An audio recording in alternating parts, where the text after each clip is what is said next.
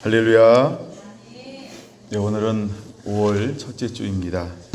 또 다음 세대 주일로 드리면서 아이들에게 조그마한 선물을 준비했습니다. 찬영이 거 전달될 겁니다. 기다리시면 됩니다. 네, 지금 엄마랑 옆에서 아마 함께 예배드리고 있는 것 같아요. 자, 말씀을 함께 봅니다. 요한복음 4장 39절에서 42절.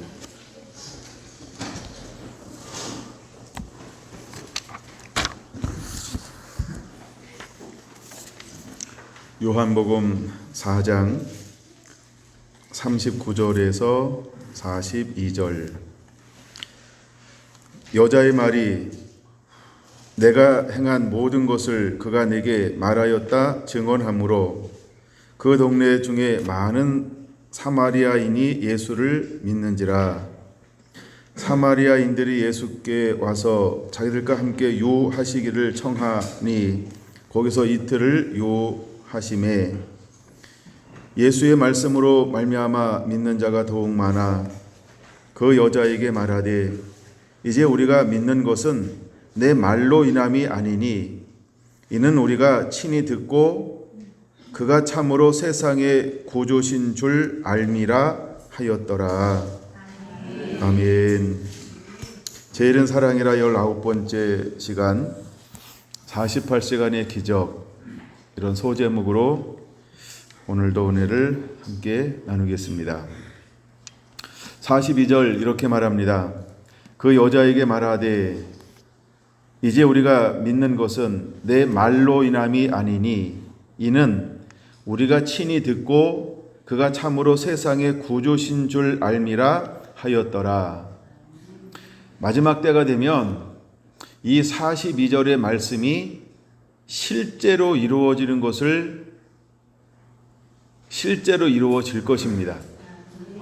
여기 약간 뉘앙스가 있어서 제가 어떻게 표현해야 될지를 좀 선택한 겁니다. 그러니까 마지막 때 이 42절이 그대로 이루어지는 것을 볼 사람들도 있고 또 마지막 때 주님께서 재림하실 때에는 수많은 사람들이 못 봅니다. 왜냐하면 먼저 믿는 사람들은 이미 그 다음에 그 후에 추수되어질 사람들과 약간 차이가 있기 때문입니다. 그런 부분들은 또 나중에 시간이 되면 여러분들에게 충분히 나누어 드리겠습니다. 근데 중요한 것은 뭐냐 하면 42절이 실제로 일어나게 될 거라는 것입니다. 근데 이 말이 무슨 말이냐 하면 여러분, 우리가 복음을 믿는데 어떻게 해서 복음을 믿게 되었어요? 누군가에 의해서, 즉 하나님의 보냄받은 자에서 복음을 들음으로 예수님을 믿게 되었습니다. 근데 이제는 어떤 일이 일어나게 될 것이냐 하면 여기서 이는 이라고 말하죠. 이는 우리가 친히 듣고 라고 말합니다. 이는 친히 우리가 듣고 라고 말합니다. 그럼 여기서 우리가 문맥에 의하면 친히 듣고 라고 하는 말은 뭐냐 하면 처음에는 29절에 이렇게 말합니다. 29절 내가 행한 모든 일을 내게 말한 사람을 와서 보라, 이는 그리스도가 아니냐 하면서 수많은 사람들이 예수님께로 수가성에 있는 수많은 사람들이 예수님께 나왔다는 겁니다. 그래서 41절에 뭐라고 말합니까? 예수로 말미암아 믿는 자가 더욱 많아. 그러니까 많은 무리가 예수님을 만났다라고 하는 것이죠. 근데 먼저 많은 무리가 예수님을 만날 수 있었던 이유, 원인이 어디 있었냐 하면 39절 이렇게 말합니다. 여자의 말이 내가 행한 모든 것을 그가 내게 말하였다 증언함으로, 그러니까 증언함으로 사람들이 나와서 예수님을 만나 믿게 되었다는 것입니다. 그러나 이제 어느 시점이 지나면 누군가에 의해서 전해주는 복음으로 예수님을 믿는 것이 아니고 여기서 말씀하고 있는 것처럼 이제는 예수님을 친히 만나, 그렇죠? 예수님을 친히 만나 그의 말씀을 들음으로 인해서 주님께로 돌아오고 추수되어지게 될 것이다. 이런 은혜가 임하게 될 거라는 겁니다. 근데 이것이 약간 바뀌어서 이제 주님이 오시기 전에 어떤 일이 일어나냐 하면 이미 되어지는 수많은 상황을 보고 그 가운데 뿌려지고 심겨진 씨앗으로 말미암아 회개하고 주께로 돌아올 사람들이 무수히 일어나게 될 것이다. 우리가 이 관점을 하여간 이렇게 이해하고 있으면 됩니다. 만약에 이해가 안 되면 유튜브에 올라가 있는 영상을 계속 보면서 머릿속에 일단 집어 놓으시기 바랍니다. 그리고 제가 계속해서 은혜가 되면 이런 관점으로 아마 말씀을 앞으로 나누게 될 거예요. 여러분들이 관점을 한번 집어 넣어놓고 넣어놓으시면 됩니다. 39절에 이렇게 말합니다. 여자의 말이 내가 행한 모든 것을 그가 내게 말하였다 증언하므로. 우리가 보통 복음이라고 하는 것은 뭐냐 하면 내가 만난 예수 그리스도죠. 내가 만난 예수 그리스도. 그래서 내가 만난 예수님을 이 여인이 수가라고 하는 동네에 들어가서 자기와 늘 함께 사는 사람들에게 나누었습니다. 나누었는데 놀라운 일이 벌어진 거예요. 아니, 이 여인이 행한 것이 뭐 그리 대단합니까? 두 번째, 이 여인이 행한 것이 그렇게 뭐 내세울 만한 것입니까? 세 번째, 이 여인에게 뭐 무용담이 있습니까? 이 여인이 가지고 있는 내용은 어떤 내용일까요? 그렇죠? 첫째 남편, 둘째 남편, 셋째 남편 몇 명이죠? 넷째 남편, 다섯째 남편, 여섯째 남편. 남편 만났다 헤어졌다 만났다 헤어졌다 만났다 헤어졌다 살고 있는데 그것도 네 남편 아니다 야. 이 얘기 한 거예요. 이 얘기. 근데 이 얘기를 했는데 내가 행한 것을 내게 말한 그 일을 와서 보라. 이게 첫째, 둘째, 셋째, 넷째 남편 이야기였다는 거예요. 그런데 이것을 듣고 놀라운 변화들이 일어났다라고 하는 것이죠. 수가성에 있는 사람들이 반응을 보였어요. 그리고 예수님께 나왔어요. 물론 그가 29절에 말하죠. 그가 그리스도가 아니냐라고 하는 의문문을 사용하고 있는 거예요. 자기가 정확하게 그리스도다라고 선포한 것도 아니고 혹시 이 사람이 그리스도가 아니냐라고 말입니다. 그런데 사람들이요, 그리스도가 아니냐라고 의문문으로 말했음에도 불구하고 수가라고 하는 그 작은 동네에 수많은 사람들이 어떻게 했다? 이 여인의 말을 듣고 그 우물가로 나왔다는 거예요. 우물가로 나왔다는 거예요. 그리고 우물가로 나와서 그의 말을 듣고 많은 사람들이 믿게 되었어요. 반응을 보였어요. 그랬더니 그 동네 사람들이 예수님께 하나의 청을 하기 시작합니다. 청구하면 들어주시는 분. 할렐루야. 여러분들도 청구하면 들어주시는 삶을 살아야 합니다. 저도 노력하는데 완벽하지는 않은 것 같아요. 제가 목회하면서 성도들이 저한테 뭘 이렇게 청구하면 들어주려고 무지 애를 씁니다. 여기서 제가 하나만 딱 이렇게 제껴놨어요. 목회하는 내 마음대로 목회하도록 놔두고 다른 건 청구하면 제가 들어주겠습니다. 이렇게 얘기했는데, 약간 저 딴에는 노력을 하고 있어요. 엄청나게. 거의 100% 가까이 들어주고 있다고 생각을 하는데, 어떤 거는 나도 못 들어주는 것도 있을 거고, 목사님 들어준다고 해놓고 왜 안 들어주자고 내가 잊어버린 것도 있을지 몰라요. 그래서 혹시 오해가 없길 바라고. 그러나 제 마음은요, 늘 이렇게 들어주고 싶은 마음을 가지고 있답니다. 자, 근데 우리 하나님, 우리 예수님의 마음이 어떤 마음이냐 하면 청구하면 들어주신다. 이게 예수님 마음이고 하나님 마음이라는 거예요. 그래서 가장 지혜로운 자는 어떤 사람이냐 하면 청구하는 사람이 지혜로운 사람이라는 것입니다. 근데 청구는 누가 더 잘할까요? 너무 똑똑하면 청구 못합니다. 얼마 써야 되지? 뭘 구해야 되지? 뭘 해달라고 그래야 되지? 생각이 복잡하고 똑똑하고 많은 걸 가지고 있으면 안 돼요. 그냥 어린아이처럼 어린이날 선물 뭐 줄까? 그랬더니 누가 그러더라고요. 장난감. 그게 좋은 거예요. 근데 어떤 사람이 철없이 이런 얘기했습니다. 핸드폰이요. 그거는 지금 이루어지지 않는 청구죠. 그래서 아마 걔는 핸드폰을 지금 받지는 못할 것 같아요. 근데 장난감 청구한 친구는 어떻게 될까요? 어린이날 바로 머리맡에라든가 어딘가에 장난감이 와 있지 않을까? 그러니까 청구할 때 지혜로워야 지혜로움도 필요한데 단순함이 필요한 거예요. 우리가 청구한다라고 할 때 청구의 가장 기본 원칙이 뭐냐 하면 내가 원하는 것을 청구하지 말고 내가 필요로 하는 것을 청구하라. 이게 사역의 법칙이에요, 사실은. 근데 가끔 우리는요, 욕심으로 청구합니다. 그래서 야고보서에도 말하죠. 우리가 하나님 앞에 욕심을 구하면 얻을 수 없다고 말합니다. 근데 우리가 어떻게 청구해야 될까요? 필요한 것. 우리가 사역하는데, 주의 이름으로 섬기는데, 우리가 주의 이름으로 삶을 살아가는데 꼭 필요한 것들이 있어요. 하나님이 이런 것들은요, 필요를 청구하면 채워주시는 분 믿습니까?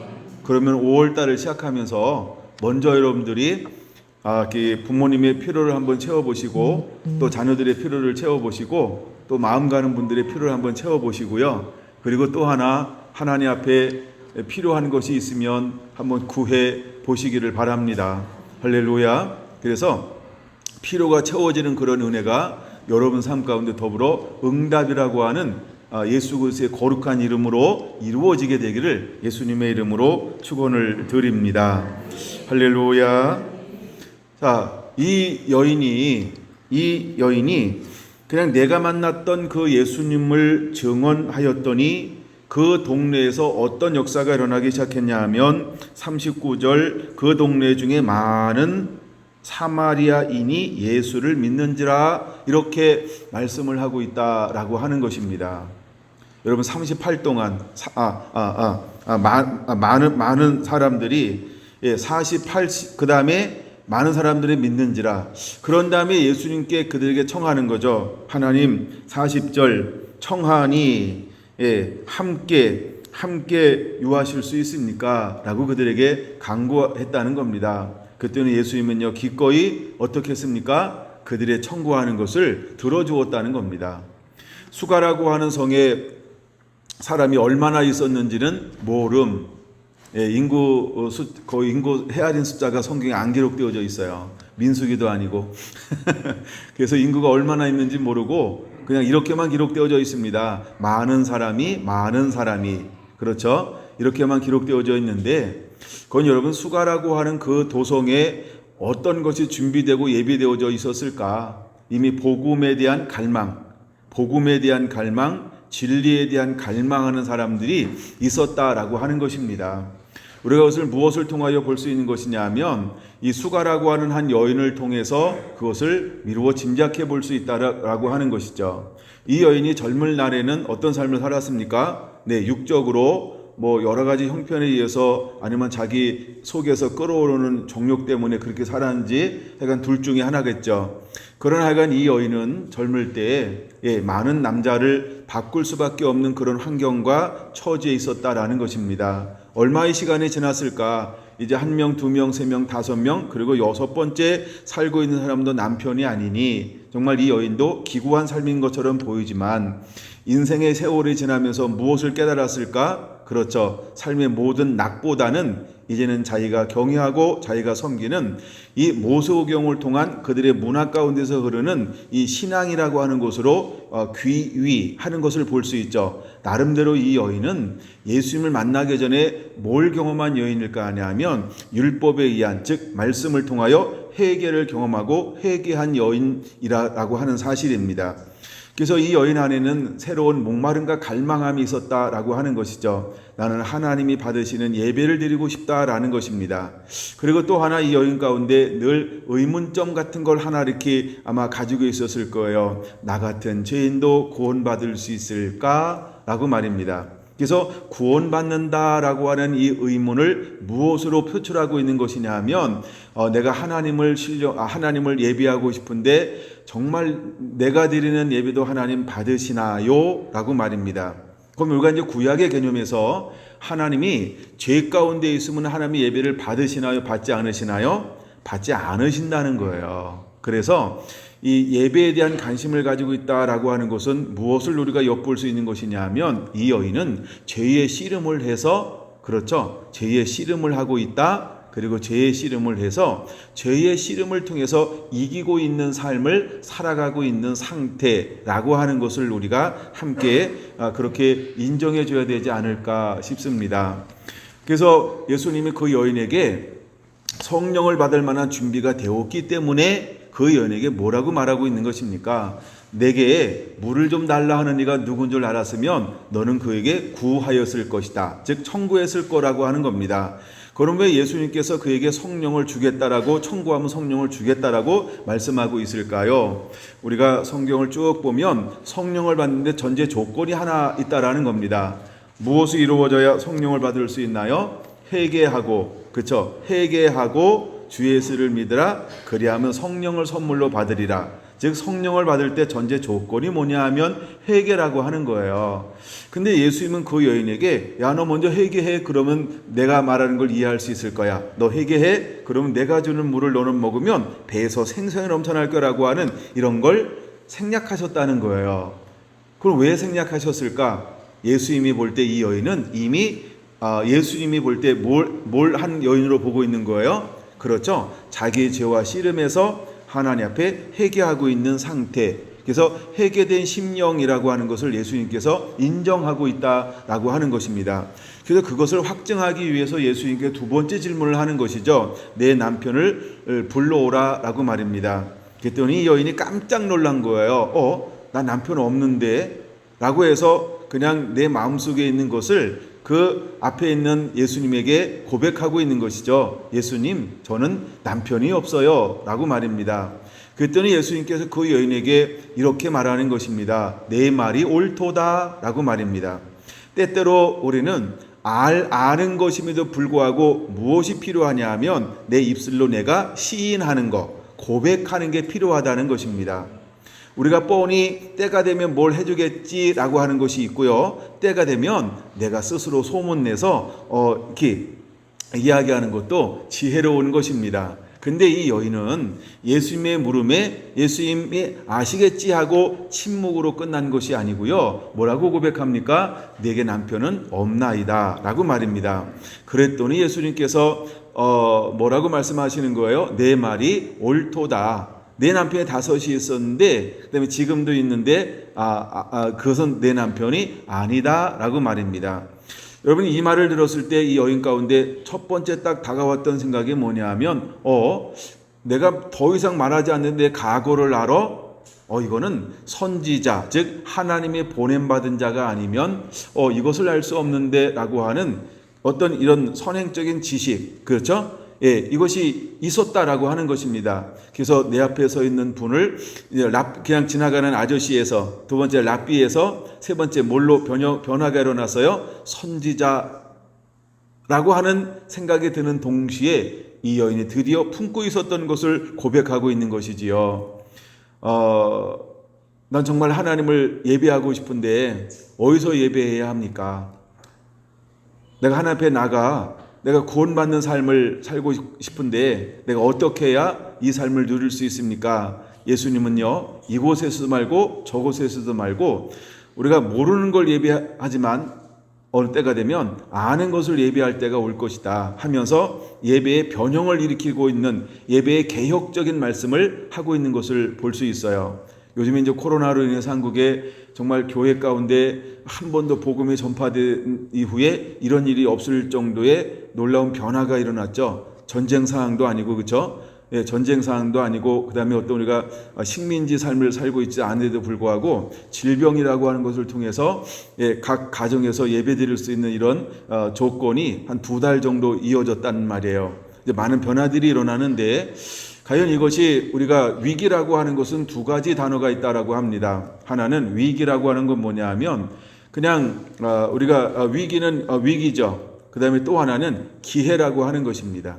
우리가 위기는 위험한 거예요. 그러니까 그 말 자체로 위험성이 있고 또 하나는 기회가 되어진다 라고 하는 이 두 단어가 합쳐져서 위기라고 하는 말이 만들어진 것처럼 여러분 우리가 볼 때 이것이 불편함도 있을 수 있고 잃어버리는 것이 있을 수 있다고 생각할지 모르지만 이것을 통해서 우리가 또 배워야 할 것이 있다고 한다면 앞으로의 예배가 어떤 형태의 예배여야 하는가, 그 다음에 우리 한 분 한 분들이 실제로 말로는 제사장이라 만인 제사장이라고 표현하고 있고 또한 내가 예배자여야 한다라고 말하고 있는데 이제 우리가 흩어진 곳에서 실제로 나를 통하여 각 가정에 어떻게 예배가 흐르게 만드는 내가 진짜 예배장가를 또 한 번 이제는 드러내고 나타나야 하는 그런 시즌에 우리가 살고 있다라고 하는 것을 분명하게 깨닫는 그런 기회여야 할 줄로 믿습니다.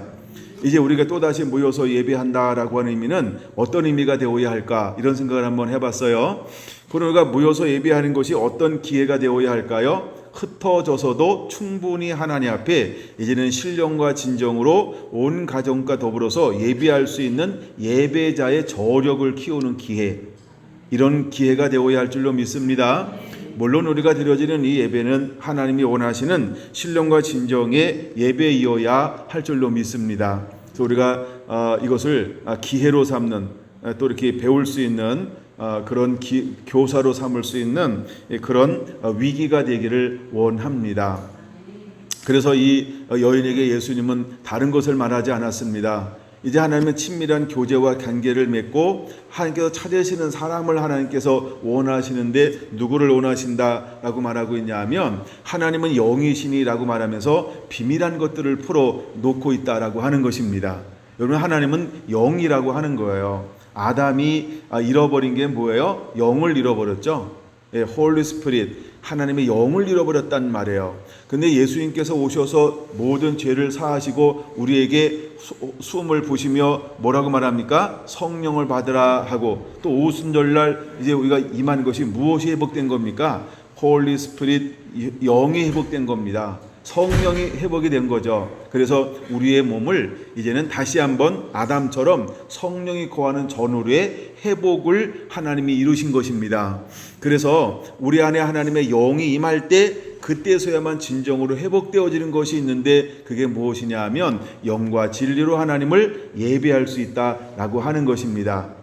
그래서 하나님이 뭐라고 전제합니까? 하나님은 영이시니 라고 말입니다. 그래서 영과 육은 다릅니다. 그래서 우리가 로마서에 보는 것처럼 육의 사정과 영의 사정은 서로 다르다라고 말하고 있죠. 그래서 영의 사정은 무엇인 사람만 영의 사정을 알고 이해할 수 있다. 영은 영으로서만 알 수 있다라고 말하는 거예요. 그래서 이제 우리가 하나님을 예배할 때 하나님은 영이시기 때문에 반드시 우리 안에 무엇이 임해야 할까? 영이 임해야 한다는 거예요. 그래서 예수님은 이 여인을 만나서 첫 번째 무엇을 하는 것이냐 하면, 육신적으로는 물동이를 가지고 물을 기르러 왔지만 예수님은 그것을 통해서 육을 가지고 무엇을 비유하고 있는 겁니까? 영적인 것을 비유하고 있는 것이죠. 그래서 이 물을 먹으면 계속해서 목마르려니와 내가 주는 물을 먹는 자는 이라고 말하면서 요한복음 7장 이제 말씀하고 있는 것처럼 이것은 성령을 가리켜 말씀하신 것이니라 하면서 성령을 받아야 할 것에 대해서 말씀하고 있는 것이지요. 그 다음에 제자들에게도 사역을 감당할 때 반드시 먼저 무엇을 요구했습니까? 말씀만 가지고 되지 않고 성령이 임할 때까지 이 성에 유하여야 하리라 라고 말하면서 이제는 성령을 기다려라 라고 말씀하고 있는 것입니다. 여러분, 우리가 깨달은 말씀만 가지고는 사역할 수가 없고 그 나라와 의를 이룰 수 없고 하나님을 온전히 예배할 수 없다는 것입니다. 우리가 무엇이 함께 있어야 하나님이 원하시는 예배자, 예배를 드릴 수 있을까요? 영이 임해야 한다는 겁니다. 그래서 우리가 하나님의 영 가운데, 임재 가운데, 성령 가운데 늘 함께 머무를 때에만 하나님을 하나님 되게 예배할 수 있는 하나님의 사람으로의 회복이 일어난다라고 하는 것이지요. 근데 이제 이 말씀을 쭉 전하고 난 다음에 이 여인은 이 말이 무엇인지를 그냥 영으로 알아차렸다는 것입니다. 놀라운 변화가 일어난 것이죠. 다시 한번 로마서 11장을 볼 건데, 그러면 유대인들과 사마리아인과의 차이점이 무엇일까? 유대인과 사마리아의 차이점이 무엇이냐 하면, 이거 지난번도 이 부분을 나눴으니까 지난번 설교 이건 녹음 테이프만 녹음한 것만 나눠줬어요. 이 영상이 안 돼서 그걸 꼭 들어보셔야 됩니다. 없으신 분은 다시 달라고 하시면 되겠고요.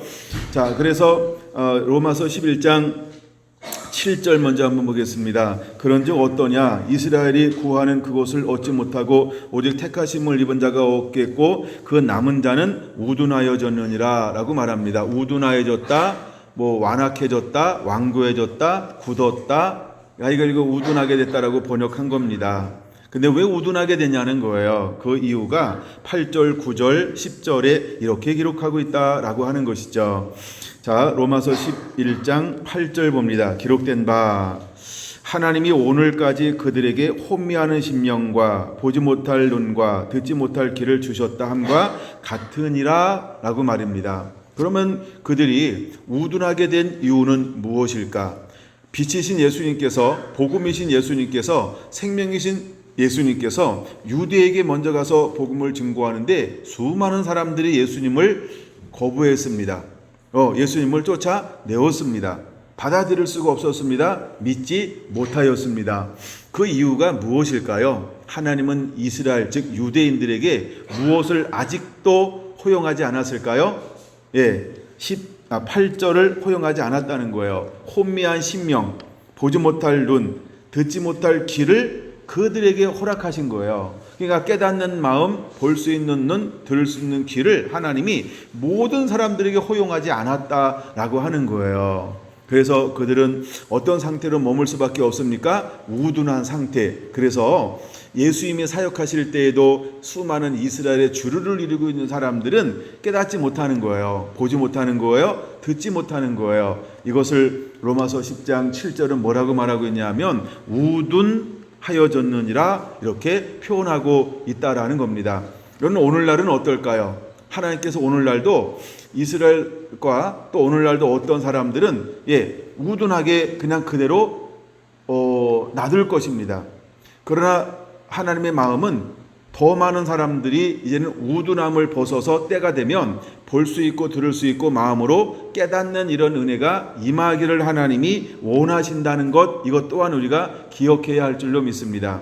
그런데 마지막 때가 되면 하나님께서 무엇을 허용하시냐 하면 들을 수 있는 귀, 볼 수 있는 눈, 깨닫는 마음을 하나님이 허락하실 겁니다. 그러면 잘 보세요. 하나님이 이 눈도 귀도 마음도 한 번에 딱 열어버리면 사람들이 어떻게 될까요? 진리를 들으면 진리 가운데 돌아옵니다. 빛을 보면 빛 가운데로 돌아오게 되어져 있습니다. 그래서 마지막 때 하나님께서 수많은 이스라엘들을 하나님의 생명 가운데로 인도하실 것입니다. 그래서 25절, 26절 보면 이렇게 말씀하고 있죠. 26절 먼저 볼까요?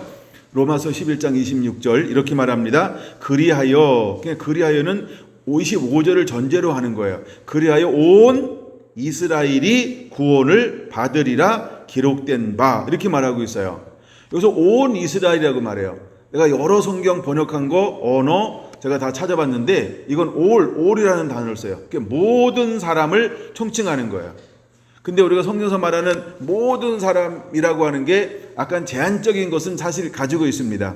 그래서 무조건 다 이런 의미가 아니고요. 무조건 다가 아니고 약간 하나님께서 허용하는 범위 내인데 약간 그런 의미의 단어라는 거죠. 무조건 그냥 우리가 뭐 사람이면 무조건 다 구원받는다 그런 게 아니라는 그런 의미는 아니라는 거예요. 너무 멀리 나가지 마시고 근데 하나님의 계획 가운데 어떤 걸 가지고 있냐면요. 온 이스라엘이 이제 귀를 열고 눈을 열고 마음으로 깨닫게 하서 복음을 받아들여서 어떻게 한다고요? 구원받게 하려 함이니라 하나님의 때가 되면 순식간에 이 일들이 일어나게 될 거라는 거예요. 근데 지금 사마리아 가운데 수가성 가운데 며칠 동안 머물렀어요? 이틀 동안이요. 그래서 48시간의 기적이라는 거예요. 근데 이틀 동안 머물렀는데 첫 번째는 여인이 전하여 준 복음을 듣고 예수님께로 나왔어요. 그랬더니 많은 사람들이 믿더라. 그래가지고 사람들이 신났죠. 그들이 할 수 있는 건 뭐예요? 너무 기쁘니까 삭개오처럼 오늘 우리 집에 머무소서 한 것처럼 오늘 우리 동네에 좀 머무시면 안 되겠습니까? 라고 청강구하였더니 예수님께서 어떻게 했어요? 기분이 좋아 머물기로 작정하셨어요. 며칠을 머물렀다고요? 이틀을 머물렀어요. 그럼 이틀을 머물면서 예수님께서 뭐 하셨을까요? 야, 나 피곤하니까 이제 잠 좀 자자. 10시간 잠잤을까요? 야, 좀 먹을 것 좀 가져와 봐. 왜? 줄이신지라. 그래서 먹는 일로 시간을 보냈을까요? 아마 예수님이 무엇을 하셨을까라고 제가 한번 생각해 봤는데 다 동의할 거라고 생각해요. 예수님이 뭐 할 때 가장 기쁠까요? 예수님께서 뭐 할 때 가장 신날까요? 예수님은 나를 보내신 이의 일을 할 때 가장 기쁜 거예요. 그래서 예수님의 양식이 뭐라 그랬어요? 나를 보내신 이의 뜻을 행하며 그 일을 온전히 이루는 것이니라 라고 35절 요한복음 4장입니다. 말씀하고 있는 것처럼 그 다음에 3장 34절 나를 보내시니가 나와 함께 하니까 성령을 한량없이 부어 주심이라. 하나님의 보낸 자는 하나님의 말씀을 하나니 이는 하나님의 성령을 한량없이 부어 주심이니라. 또한 8장에 가면 뭐라고 말씀하고 있냐면 하나님이 기뻐하신 일을 행함으로 나를 혼자 두지 아니하였느니라 라고 말씀을 하고 있어요. 이런 것처럼 예수님께서 이틀 동안 무엇을 했을까? 아마 하나님이 기뻐하는 그 일을 했을 거예요. 그럼 예수님께서 보냄받은 이유가 무엇이라고 말하고 있습니까? 네, 잃어버린 자를 찾아 구원하려 하심이니라 라고 말씀하고 있는 것처럼 예수님은 그 동네에 가셔서요, 듣기를 원하는, 갈망하며 배고파하는 영적인 이 사람들을 향하여 예수님이 할 수 있는 게 뭐예요? 내가 가진 것을 내게 주노니 하면서 계속 천국의 복음, 하나님의 말씀을 나누기 시작하셨을 거예요. 그래서 말씀을 나눴더니 어떤 역사가 일어나서요, 수가에 사는 수많은 사람들이 예수님을 믿더라. 믿는데 어느 정도까지 믿을까요? 어느 정도까지 믿을까요? 42절에 이렇게 말씀하고 있다는 거예요. 세상의 구주인 줄 알미라. 와, 놀라운 고백을 하고 있는 거예요. 유대인들은요, 예수님을 만나고 믿어도 따라도 예수님을 어디까지만 인정해요? 랍비, 선생님 이래요. 좀 기적까지가 표적을 본 사람은 선지자 여기까지 인정한단 말이에요. 그 엘리야 같다. 이사야 같다. 또 선지자 누구 있죠? 선지자 같다. 이래가지고 선지자 중에 한 사람처럼 이렇게 인정했단 말이에요. 이건 유대인들이 그랬어요. 근데 사마리아인은 예수님을 어디까지 인정해 버렸어요? 우와, 세상의 구주인 줄 뭐라고요? 알미라. 직접 만나 그분에게 복음을 들었던 수많은 유대인들은요, 이걸 몰랐단 말이에요. 왜 그들은 몰랐을까요? 눈도 가리고 귀도 가리고 마음도 가려져서. 그러니까 부분적으로 깨닫고 부분적으로 아니까 아리까리 헷갈리 막 이러는 거예요. 막. 그래가지고 이게 긴가민가. 근데 뭔가 좋은 일은 막 일어나. 표적도 일어나고 기적도 일어나고 이사도 일어나고 뭘 또 가면 막 도시락도 주고 막 이러잖아요. 그렇죠? 오늘도 오늘은 빵을 준비했다 그러는데 이번 주까지는 하여간 우리가 단체 식사를 할 수가 없어요.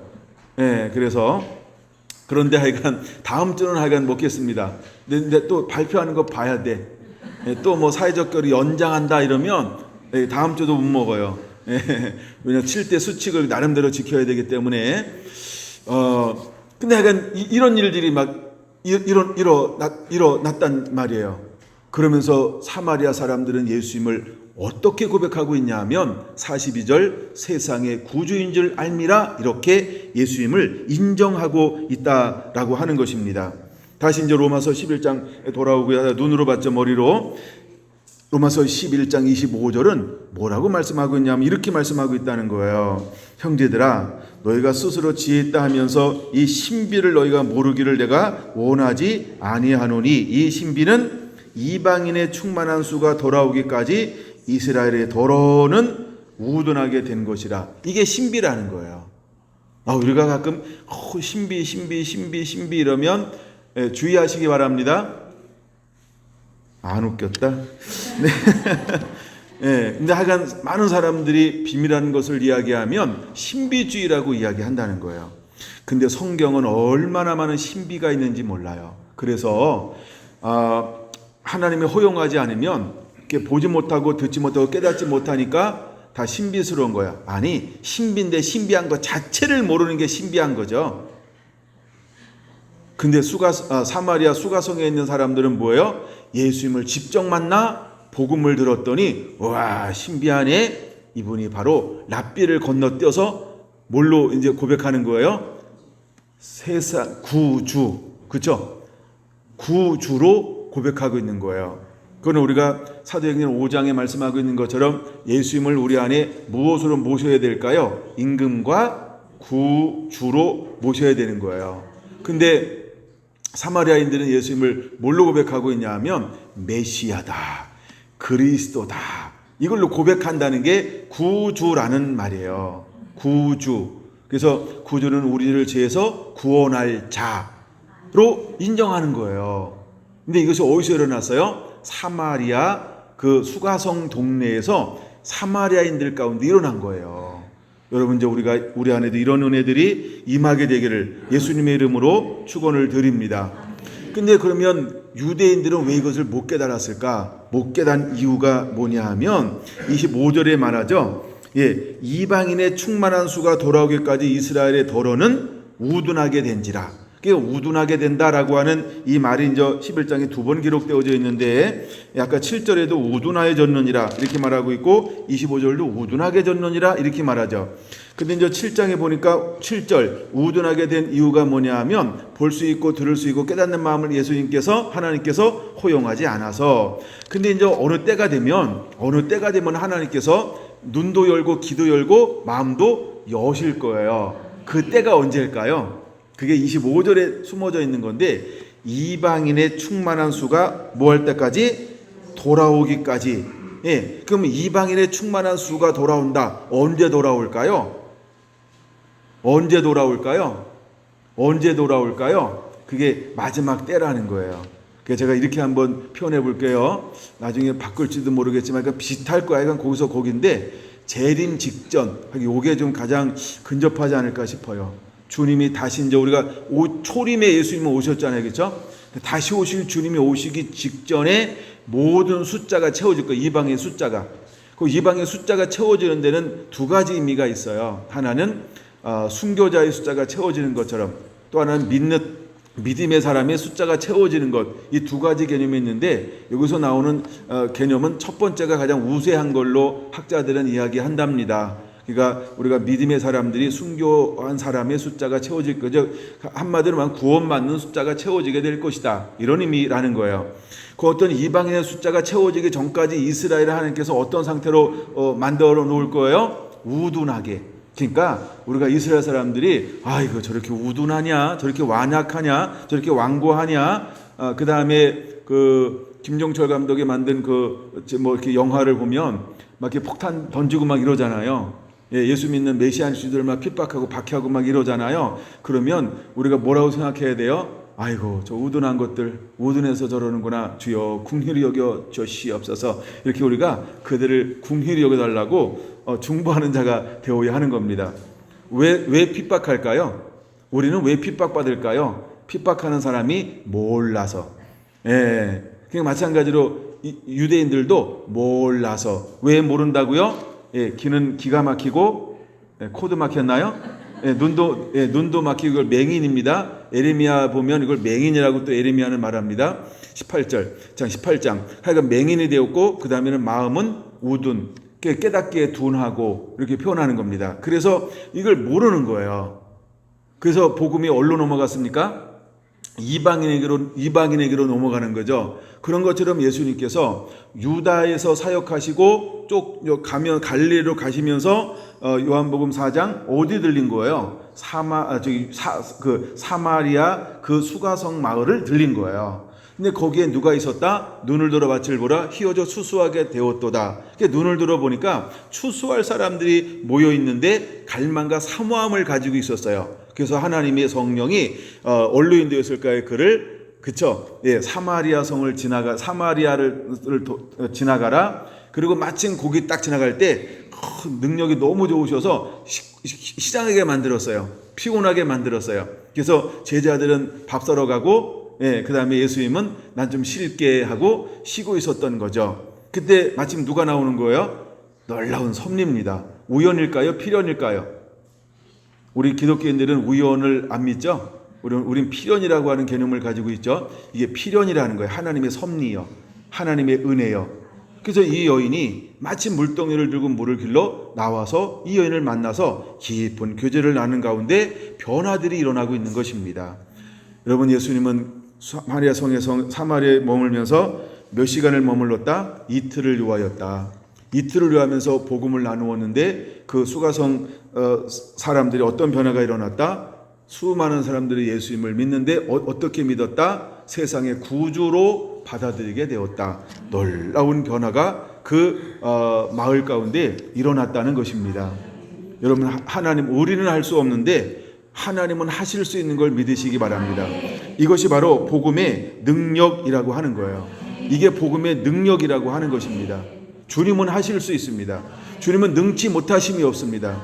그게 제가 이제 시간을 가지고 요런 관련된 성경 구절을 저렇게 신약과 구약을 찾는데 너무 많아. 그러니까 우리는 할 수 없는데 하나님은 하실 수 있다라고 하는 이런 주님의 마음을 보여준 게 너무나 많아요. 그러니까 여러분 그대로 믿으시기 바랍니다.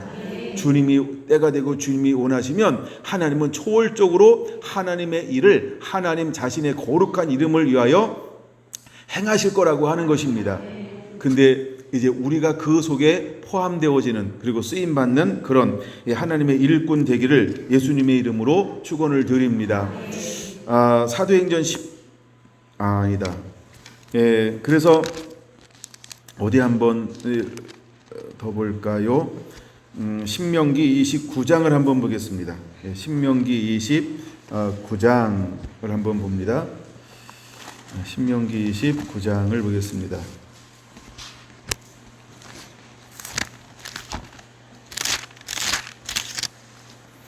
신명기 29장 자 2절부터 6절까지 한번 보겠습니다. 모세가 온 이스라엘을 소집하고 그들에게 이르되 여호와께서 애굽 땅에서 너희의 목전에 바로와 그의 모든 신하와 그의 온 땅에 행하신 모든 일을 너희가 보았나니. 같이 읽을까요? 곧 큰 시험과 이적과 큰 기사를 내 눈으로 보았느니라. 그러나 깨닫는 마음과 보는 눈과 듣는 귀는 오늘 여호와께 너희에게 주시 아니하셨느니라. 주께서 40년 동안 너희를 광야에서 인도하게 하셨거니와 너희 몸에 옷이 낡아지지 아니하였고 너희 발에 신이 헤어지지 아니하였으며 너희에게 떡도 먹지 못하며 포도주나 독주를 마시지 못하게 하셨음은 주는 너희 하나님 여호와이신 줄 알게 하려 하심이라. 할렐루야. 9절 봅니다. 9절. 그런즉 너희는 이 언약의 말씀을 지켜 행하라. 그리하면 너희가 하는 모든 일이 형통하리라. 아멘. 네, 여러분 수많은 사람들이 큰 기적과 표적과 이적을 봄에도 불구하고 어떻게 합니까? 누구를 몰라요? 그렇죠? 그들을 인도하는 분이 누군지를 진짜는 모르는 거예요. 뭐는 보는데 표적도 보고 이적도 보는데 누굴 몰라요? 참 중요한 건요, 보는 것보다 더 진짜 아는 거예요. 진짜 깨닫는 거예요. 깨달을 때 뭐가 일어나요? 변화가 일어나지 않아요. 자꾸 우리가 보잖아요. 본 것만 쫓아가면 미혹되고 유혹되고 넘어집니다. 근데 내가 마음으로 깨닫잖아요. 마음으로 딱 마음 먹으면 현상을 보는 것이 아니고 마음을 따라가게 돼 있어요. 그리고 상대방을 현상을 보지 않고 마음을 보게 돼 있어요. 예, 근데 우리가 깨닫지 못하고 보는 것만 보잖아요. 그러면 아이들과 똑같아.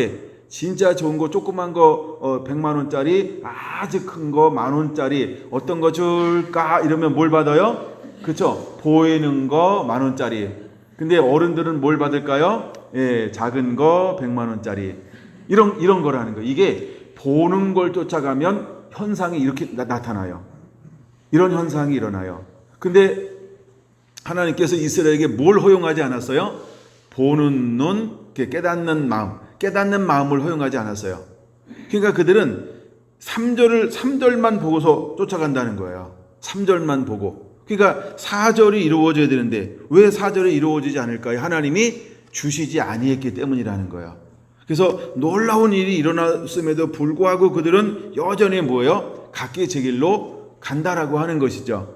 그래서 주님이 무엇에서 말씀하고 있다? 29절. 그런즉 너희는 이 언약의 말씀을 지켜 행하라. 그리하면 너희가 이 모든 일에 형통하리라 라고 말하면서 우리가 어떤 길을 가야 될 것인지에 대해서 다시 한번 그 부분을 정리해서 말씀을 하고 있다라고 하는 것입니다.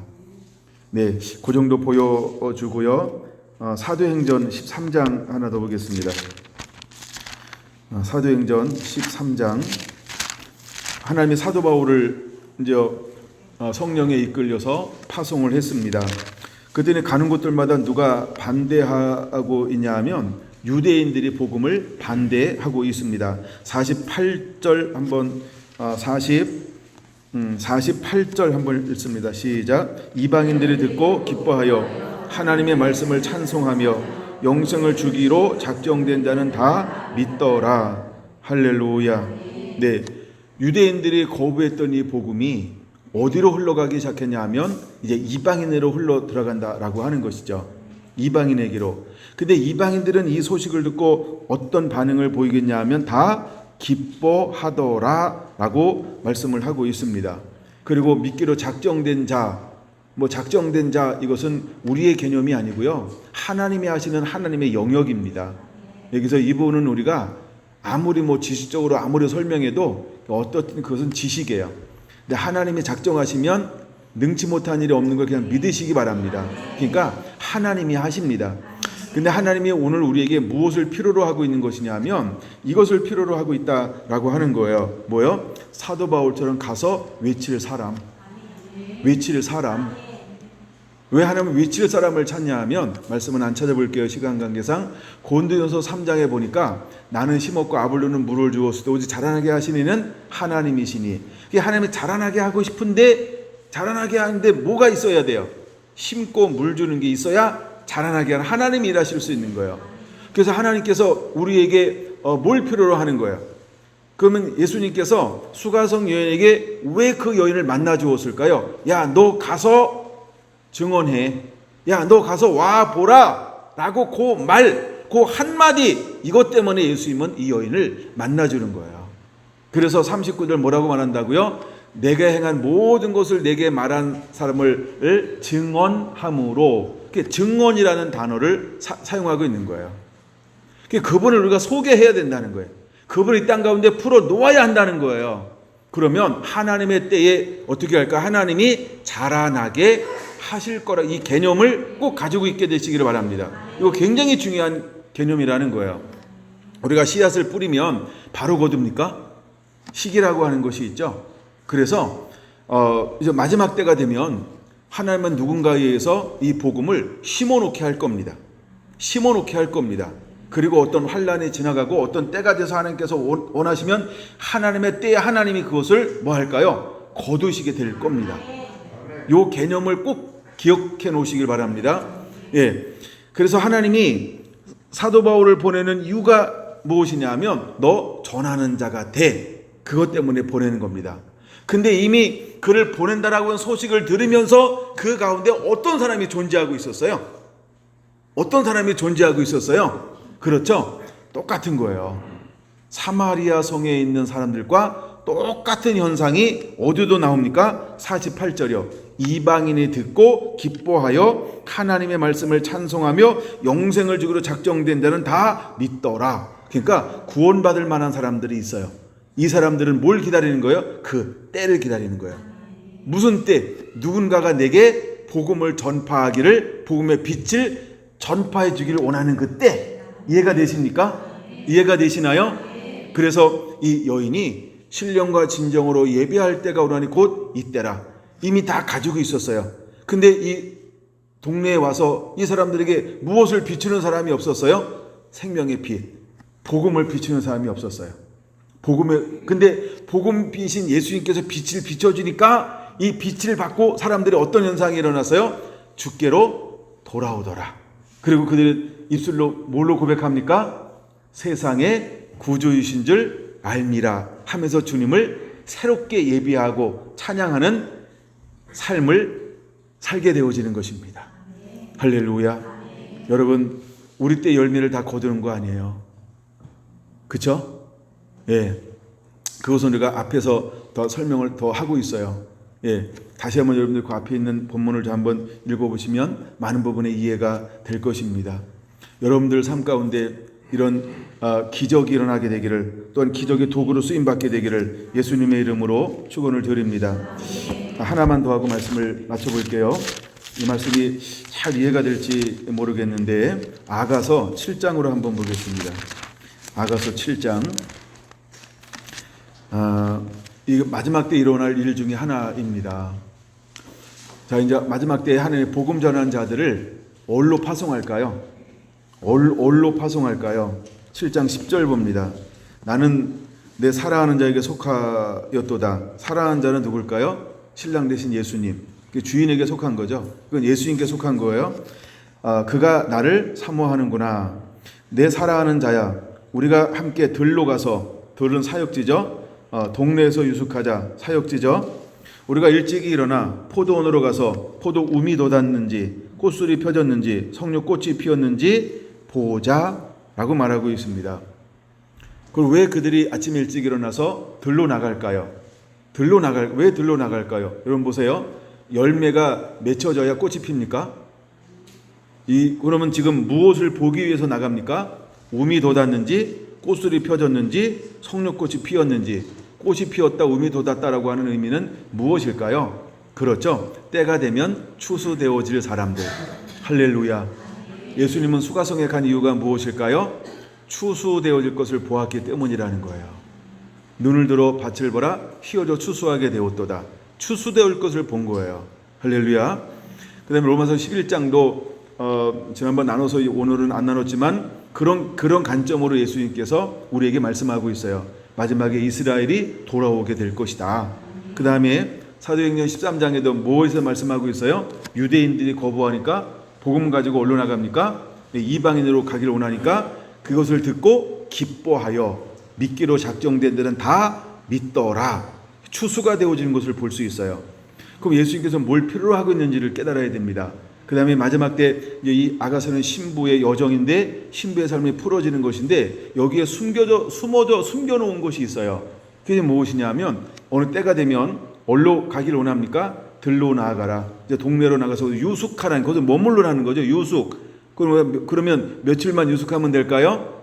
1박 2일, 2박 3일, 이틀을 유하심에라고 했던 것처럼 그 짧은 시간이라는 거예요. 짧은 시간. 그렇죠? 긴 시간이 아니고요. 짧은 시간을 의미하는 겁니다. 그래서 유숙함에 여기는 뭐 며칠 유숙했다 이게 없으니까 제가 1박 2일, 2박 3일 이렇게 얘기할 수는 없으나 그러나 하여간 짧은 시간 안에 유숙함으로 무엇을 보러 나갔다고요? 움이 돋았는지 꽃술이 펴졌는지 송유꽃이 피었는지 그것을 보기 위해서 나갔다라고 하는 겁니다.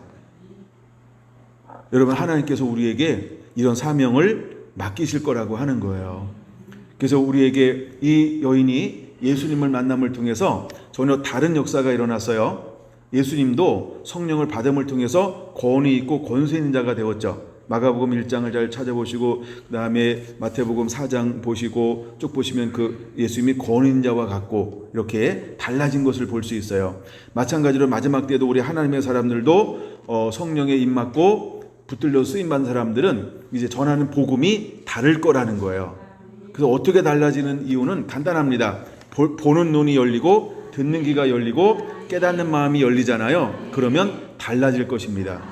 근데 하나님께서 성결한 교회 가운데 주신 사역 중에 하나가 뭐냐 하면 요한계시록 3장 18절 첫 번째, 두 번째, 세 번째 사역이 뭐라고요? 안약을 나누어 주는 거예요. 안약을 이렇게 유통시키는데 안약이 하는 역할이 뭐냐 하면 눈은 볼 수 있게 만들고 귀는 들을 수 있게 만들고 마음으로는 깨닫게 만드는 이것이 안약입니다. 근데 이것을 나누어 준다고 생각해 보세요. 그러면 사람들이요 눈이 열리는 거예요. 안 보이는 게 보여요. 진리가 보여요. 길이 보여요. 생명이 보여요. 방법이 보여요. 원리가 보여요. 남들은 힘들고 어려운데 보이는 사람은 쉬운 거죠. 그렇죠? 여러분 눈 뜨고 가는 게 쉬워요? 눈 가리고 가는 게 쉬워요? 그러니까 안약을 딱 바르면 그냥 눈 뜨고 가는 것처럼 그냥 쉬운 거예요. 수월한 거예요. 하나님이 이것을 허용하게 될 것입니다. 여러분들이 좀 더 깊이 복음으로 무장해서 준비되어지게 되기를 예수님의 이름으로 축원을 드립니다. 아멘.